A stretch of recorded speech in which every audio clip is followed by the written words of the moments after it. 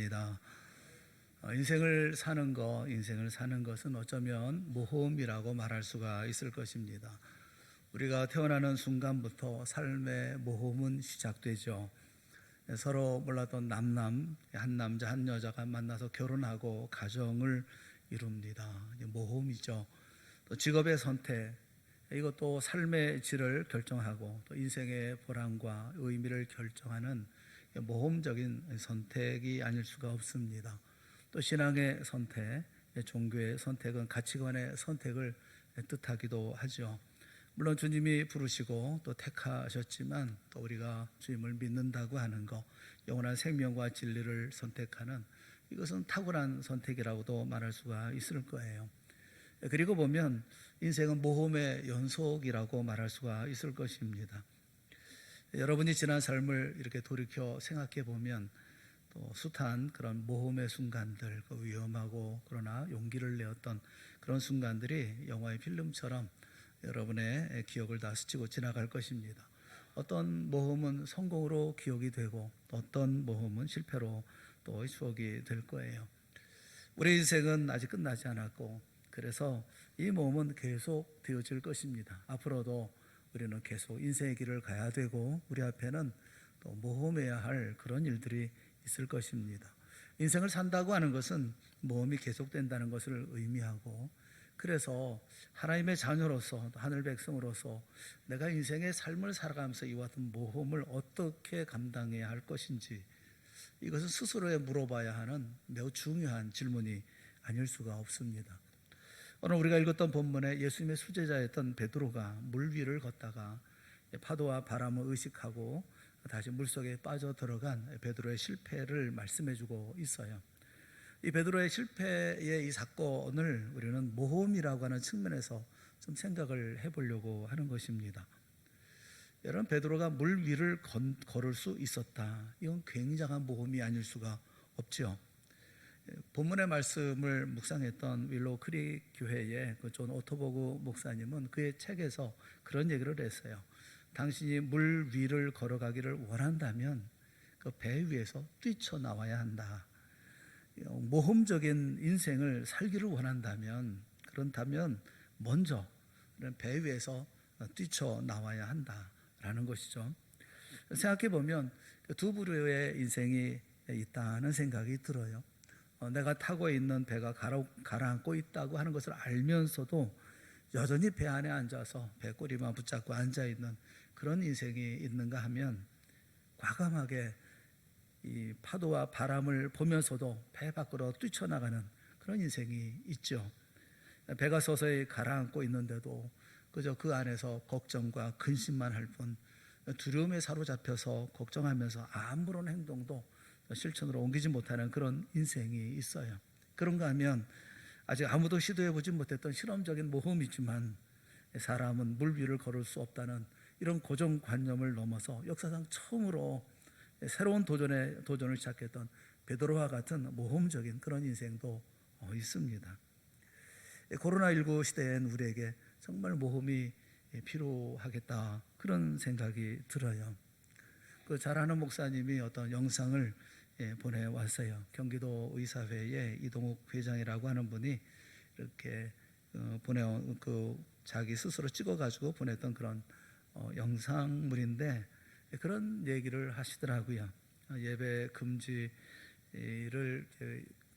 이렇게 명령했을 때 불응할 때에는 5년 이하의 징역 혹은 5천만 원 이하의 벌금을 매기는 법안을 지금 위반을 하고 있다.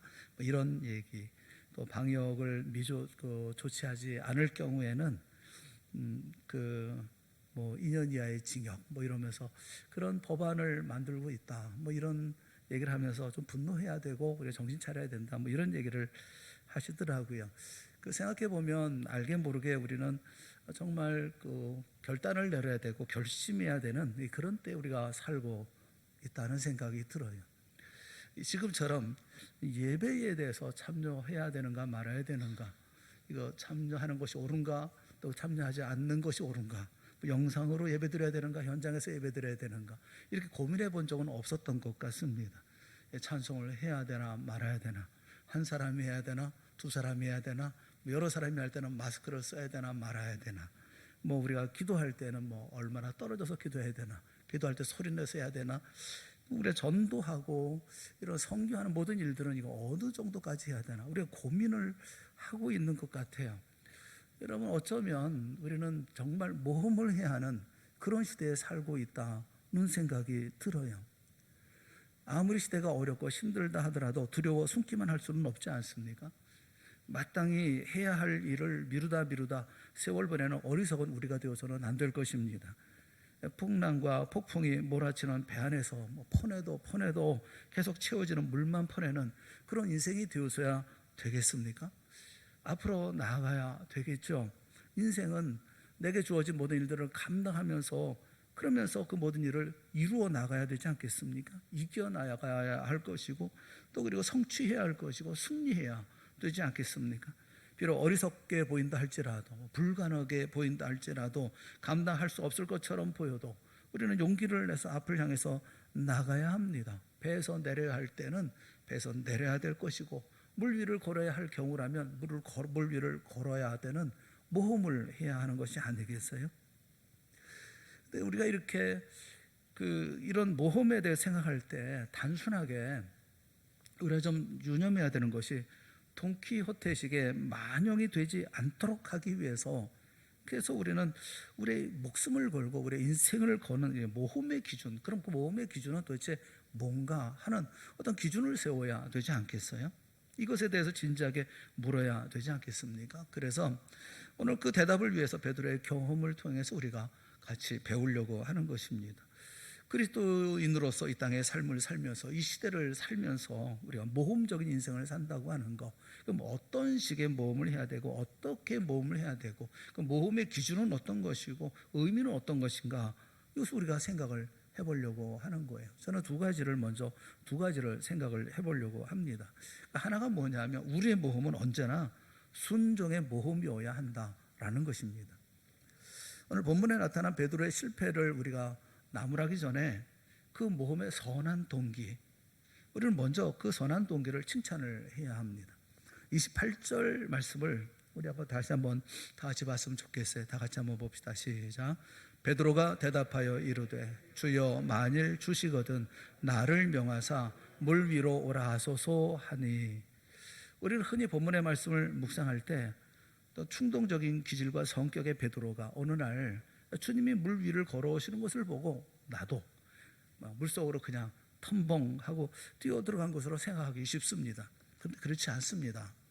베드로는 지금 이렇게 말하고 있는 거예요. 주님, 만일 주님이시라면 제게 명령을 하여 주시옵소서.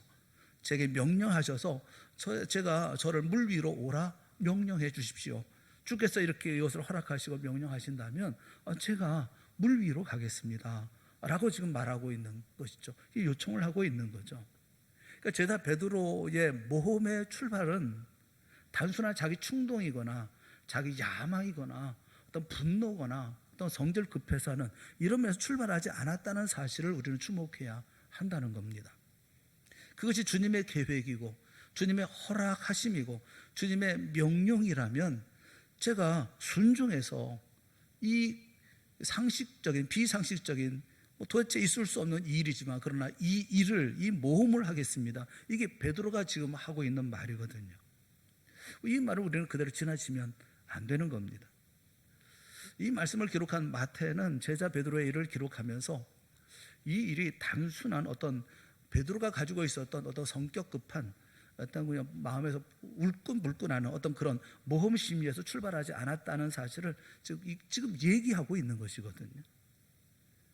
다시 말하면 주님은 저와 여러분이 단순히 무슨 번지 점프를 하거나 무슨 행글라이더를 타고 하는 이런 어떤 모험적인 라이프 스타일을 추구해야 된다는 그런 의미로 이 말씀을 주신 것이 결단코 아니라는 겁니다. 어떤 일에 대한 분노해서 어떤 일들 무모하게 그래서 그 일을 감당해 나가려고 하는 되지도 않는 일이지만 그러나 그래서 내가 화가 나서 견딜 수가 없어서 마음에 욱하고 나와서 그래서 하는 그런 일을 지금 얘기하고 있는 게 아니라는 겁니다. 성경에 말씀하는 모험이라고 하는 것은 그런 것을 모험이라고 말하고 있는 거예요. 모험적인 신앙이라고 말하지 않는다는 거예요. 우리가 예수 그리스도를 우리의 주님으로 고백한다면 우리의 삶의 모든 영역, 삶의 모든 경험의 사건 가운데 주님이 진정 주님이셔야 합니다. 그래서 우리는 우리의 삶의 주인 되신 주님의 인도하심을 우려하면서 우리 인생의 내일을 향해서 모험적인 삶을 시도해 나가야만 하는 것이죠. 이 시점에 우리가 물어야 할 질문이 이거예요. 주님께서 이 모험을 허락하신 것인가? 이 모험이 주님이 승인하신 것인가? 이 모험이 본래 주님의 의도하신가 계획하신가, 또 그 주님께서 계획하심 속에서 내 삶에 내 인생에 허용하신 사건인가? 그리고 이 모험의 이 길을 감행해 나아갈 때 주님이 함께 하실 것인가? 우리는 이 부분을 먼저 확인을 하고 이 모험의 길에 들어서서 거기에 전 인생을 걸고 내 몸을 던질 필요가 있다는 것이죠. 자, 그러면 베드로가 지금 뛰어내렸던 이 배에서 뛰어내렸던 이 일이 과연 어떤 일인가, 어디서부터 연유한 일인가를 좀 살펴볼 필요가 있어요. 같은 본문을 마가복음 6장에서 읽어볼 수가 있는데, 마가복음 6장 48절에 마태가 기록하지 아니한 한 단어를 강조하고 있습니다. 한번 읽어보겠습니다. 마가복음 6장 48절 같이 보죠. 시작. 바람이 거스름으로 힘겹게 노젓는 것을 보시고 밤 사경쯤에 바다 위로 걸어서 그들에게 오사. 여기까지는 같아요. 근데 그 다음에 마가는 한 말을 더 첨부해서 넣습니다. 그 다음 한 말이 어떤 말이냐면 지나가려고 하시매.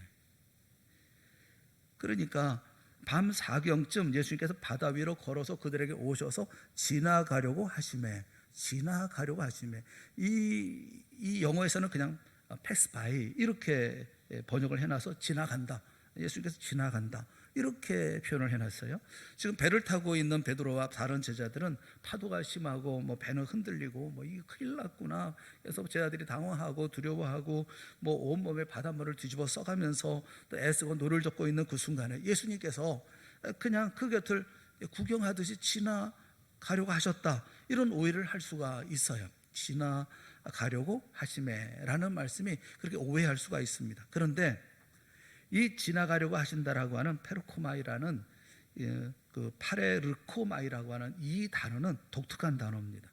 이 단어는 중요한 어떤 의도를 가지고 한 사람의 삶의 장으로 의도적으로 뛰어 들어와서 방문하시는 모습을 얘기할 때 사용하는 단어예요.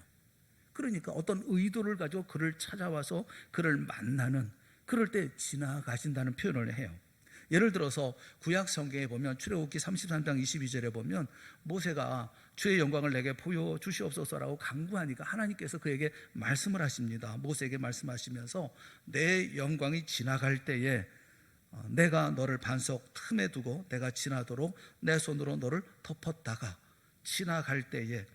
그런데 하나님이 그 옆으로, 모세가 있는 그 옆으로 지나가신다는 말씀이 아니에요.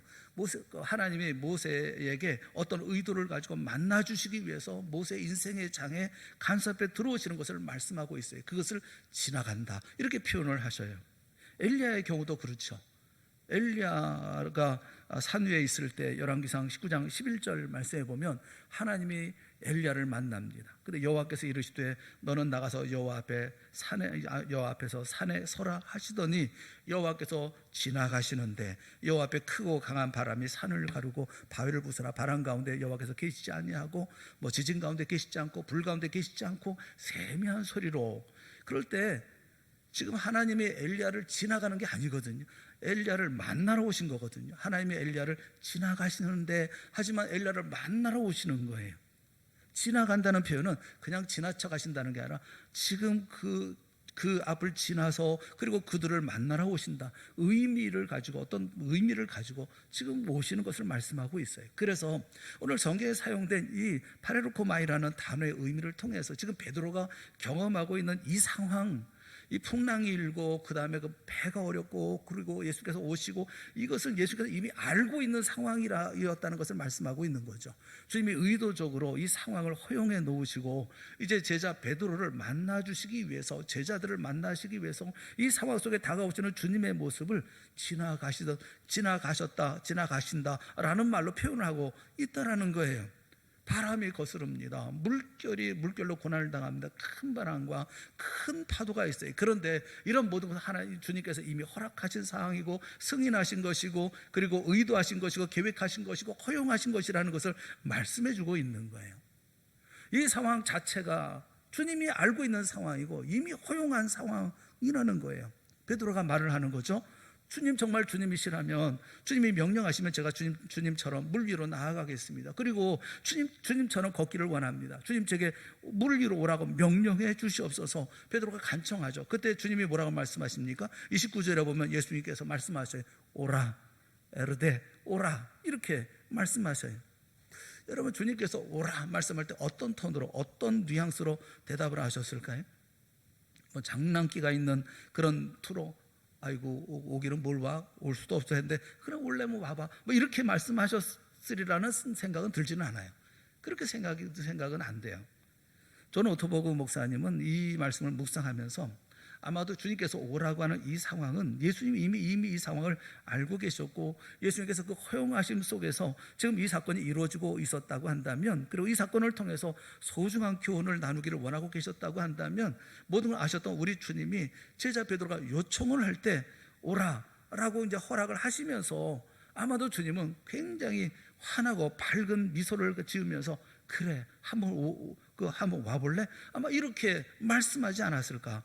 그래 한번 와봐. 장하구나. 그래 잘 생각했어. 한번 걱정하지 말고 나만 보고 오렴.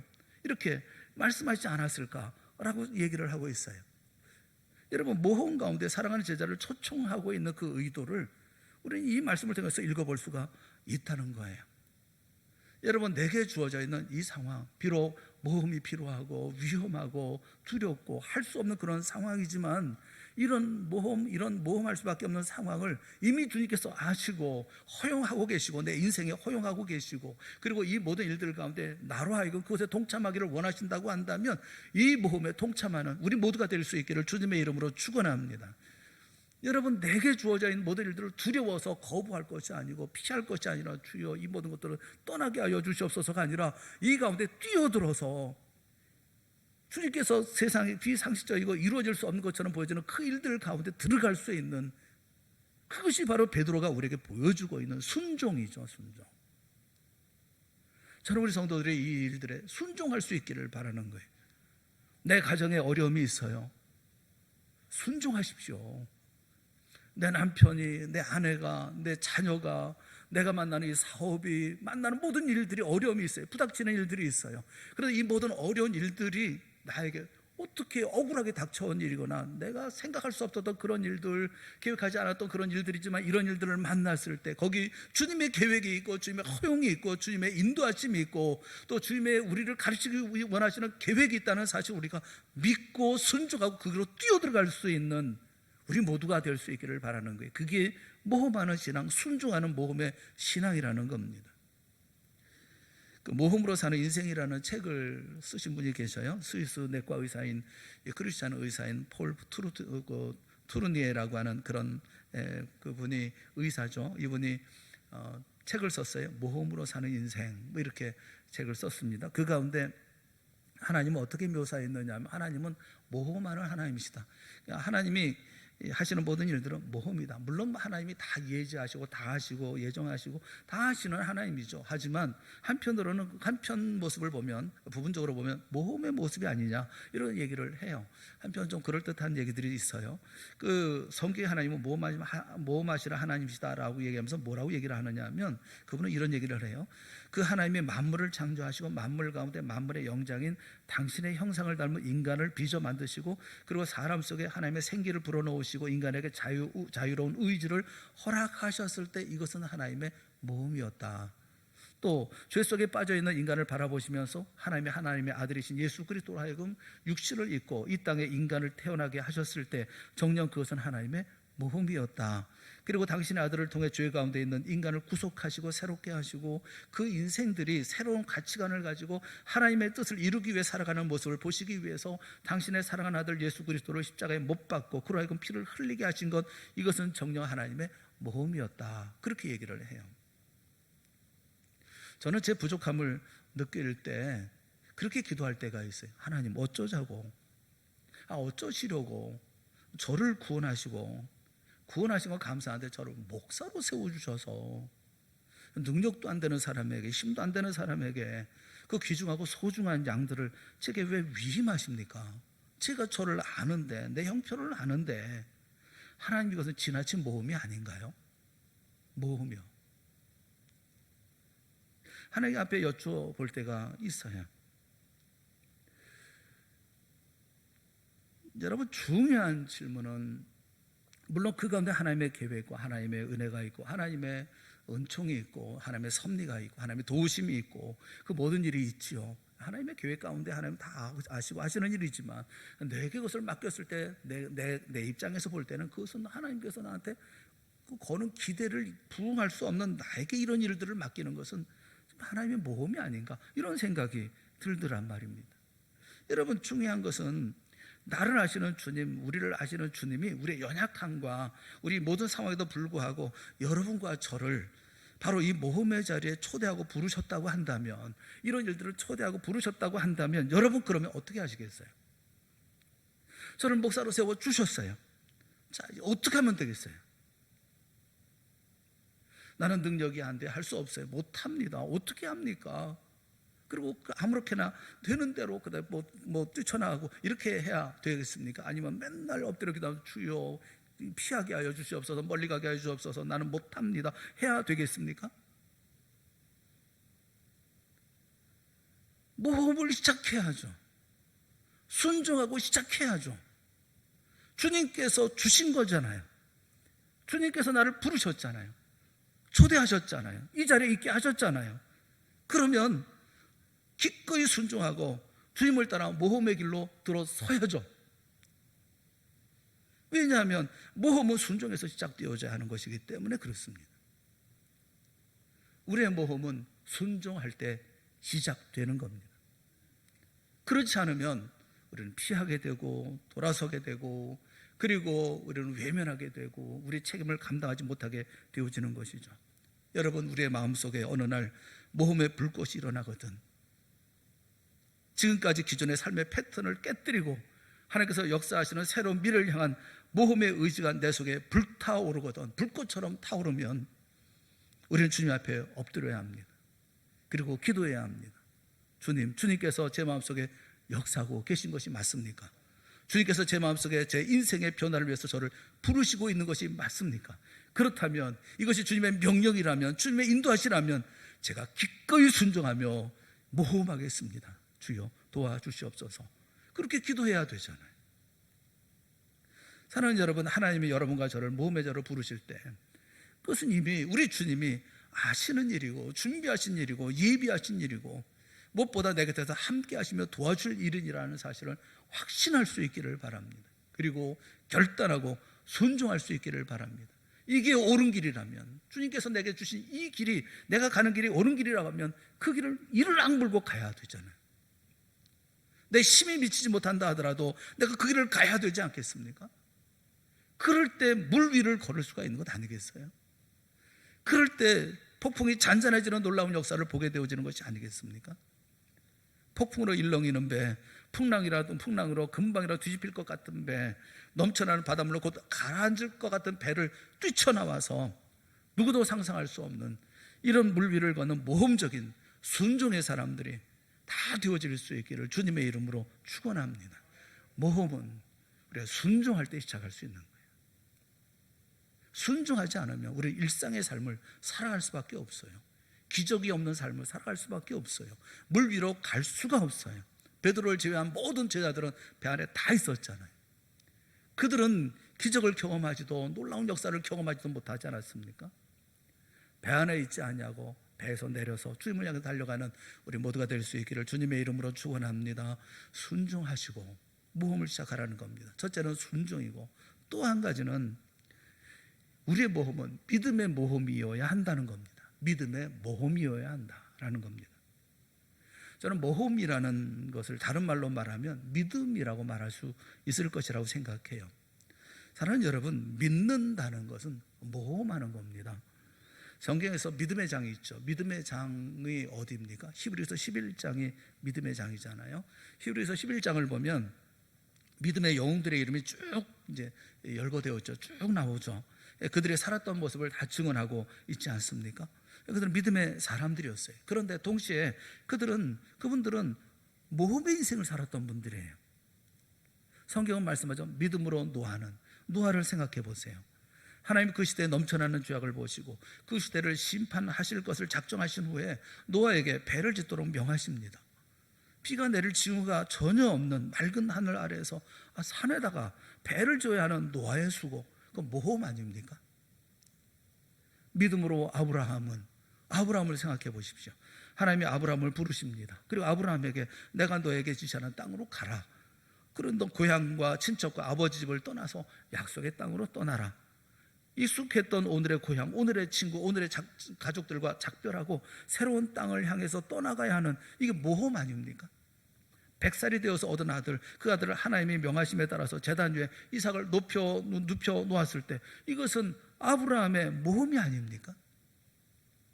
믿음으로 모세를 생각해 보세요.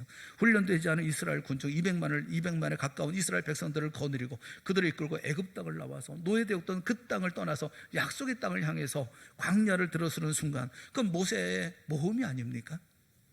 드디어 가나안 땅에 들어왔지만 가나안 땅에 버티고 서 있는 여리고의 거대한 성, 그런데 하나님의 명령을 쫓아서 여호수아가 그 백성들을 다 거느리고 하루에 한 바퀴씩 그 여리고성을 돌고 있었던 모습은 바보 같은 모험의 행진이 아니었습니까? 믿음으로 히브리서 11장은 끊임없이 믿음으로라고 말씀하고 있어요. 저는 오늘 본문의 베드로에게 물 위를 걸어가는 모험을 허락하신 가장 중요한 의도가 있었다면 그것은 바로 베드로의 믿음을 위해서였다고 생각을 합니다. 29절 말씀을 우리 한번 읽어봤으면 좋겠어요. 29절 말씀 다 같이 봅시다. 시작. 오라 하시니 베드로가 배에서 내려 물 위로 걸어서 예수께로 가되. 이 말씀이 너무 감격스럽더라고요. 오라 말씀하셔 주님의 말씀에 순종해서 베드로가 배에서 내린다는 말이 카타바이노라는 동사예요.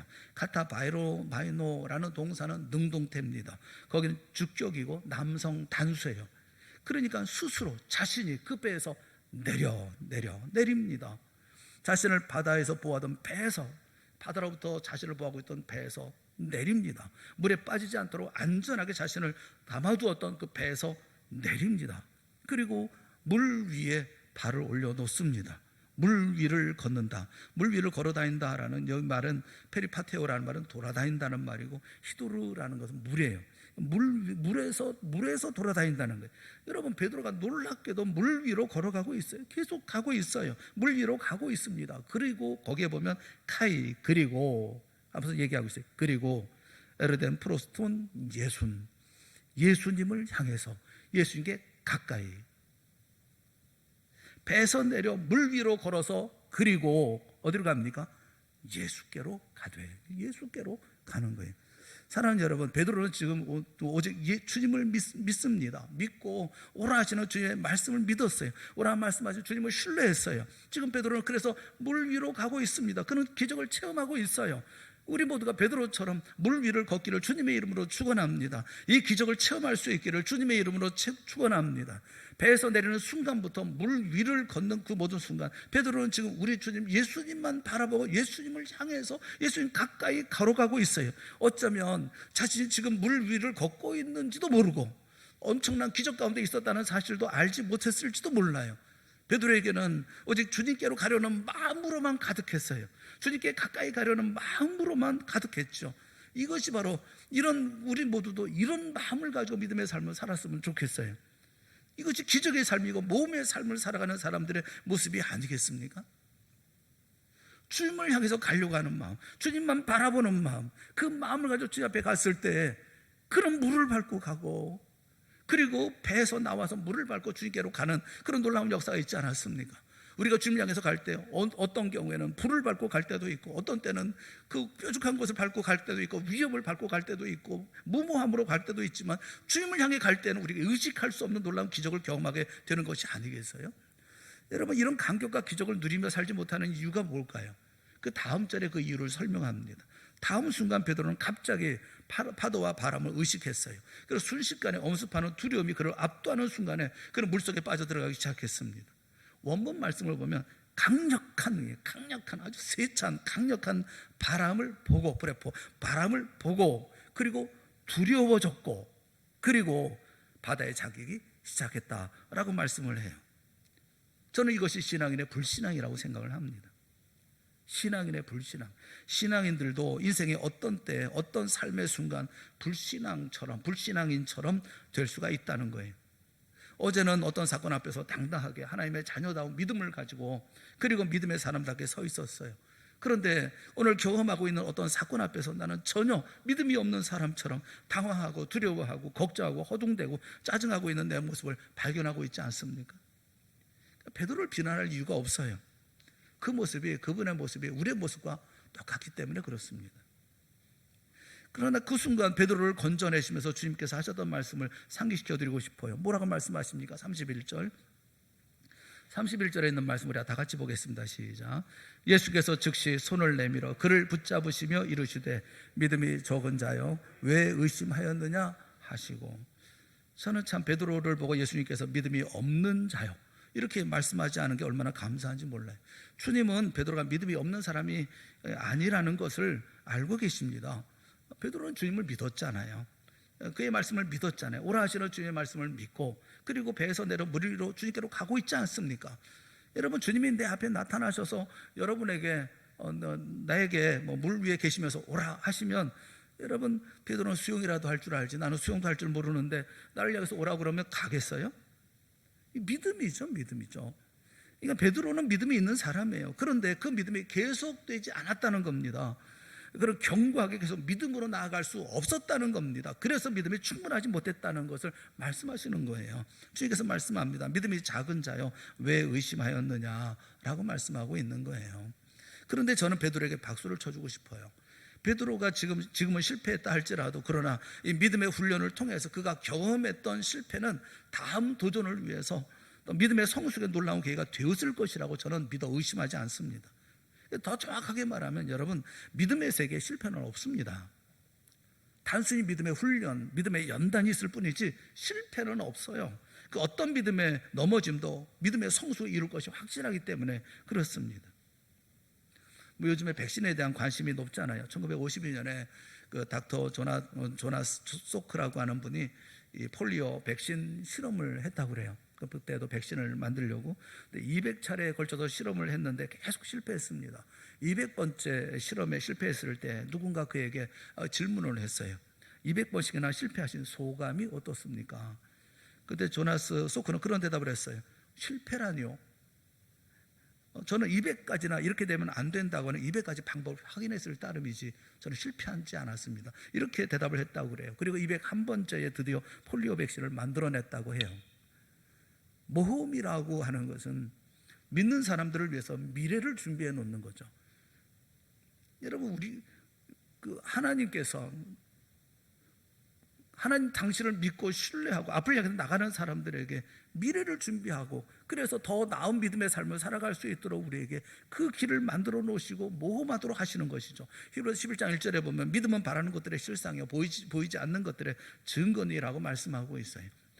그렇다면 사랑하는 여러분, 주님께서 저와 여러분을 향해서 모험의 무대를 펼쳐주실 때 전능하신 하나님과 그의 말씀을 붙들고 그분을 신뢰하면서 믿음으로 모험의 장에 설 수 있기를 주님의 이름으로 축원하는 것입니다. 우리 모두의 인생의 모험이 순종의 모험으로부터 시작되어지고 믿음의 모험으로 기적을 이루어 나가는 인생이 되어질 수 있기를 주님의 이름으로 축원합니다.